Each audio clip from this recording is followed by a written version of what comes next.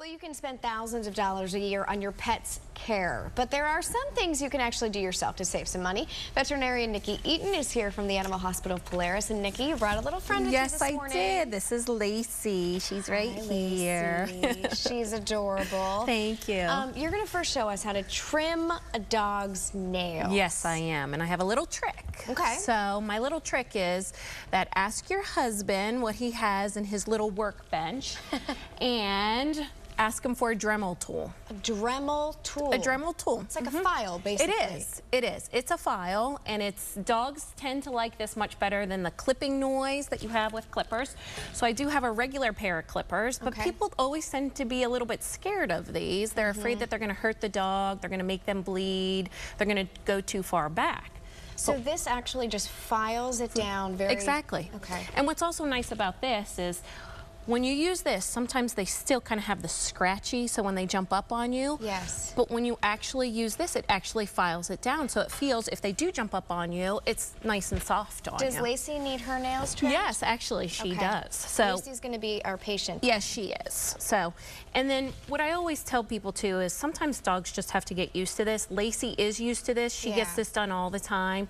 So what I would recommend is a very special treat while you're doing this for the dog. Okay. So something that they never usually get. Now, can you also use this on a cat's nails as well? So any animal's you nails? can. Okay. Yep, yep.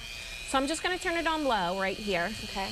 And then all I'm going to do is, you can kind of see where Lacey's nail curves a little bit, and I'm just going to take it and I'm just going to file it down. See how nice that files down? It's kind of like going to the nail salon. It is. is. All the time. It is. And it takes 1, 2, 3. Lacey's like, what? I didn't even feel it. Yep, that's right. Okay, so now if we are using the clippers, because not all of us unfortunately have one of those at home, I don't. Using the clippers is easy. You just have to be careful, like you said, because you really can hurt them. Yes. So I always tell people, I know it's hard for me to say, don't freak out if you make them bleed, but don't. I mean, because then the dog really feeds off of you. So if you have any styptic powder at home, or even just a little bit of flour, if you make them bleed, just put that on there and hold it for like 30 to 60 seconds, and that bleeding should stop. And then how long does that take to heal? I mean, it heals right away. Really? No, it does. Yeah, it heals right away. So what happens is the nail automatically starts to form some keratin right over it. Okay, so you shouldn't really be too upset with yourself if you nicked them, because they'll be okay. Right, they'll be Any risk fine. of infection or anything like that? Usually not. Where we see that is sometimes when you don't trim the dog's nails, they get them caught in things, carpets, you know, running outside. Then we see dogs that come with half the nail off. They come to the veterinarian. They should come.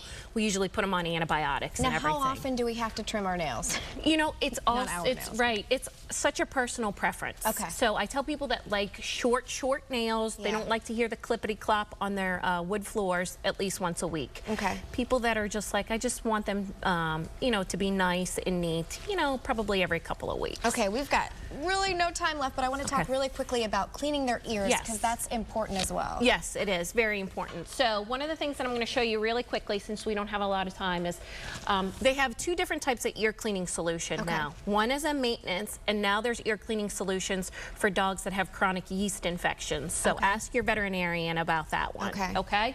So real easy to do. We just take the ear cleaning solution, a cotton ball, soak it really, really well, okay? And you just lift the ear and just wipe out the ear. Just wipe it out. And as you can see, there's nothing there, just a little bit of dirt and wax. But if you see anything that looks like coffee grounds or really dark, you should call your veterinarian, because your dog or cat may have an ear infection. An ear infection. Okay, so do this for cats as well. Yes. Very easy way to keep our pets' basic hygiene intact. We appreciate it. Thank you. Dr. Nikki Eaton, thank you, Lacey. All right, over to you. All right, thank you so much.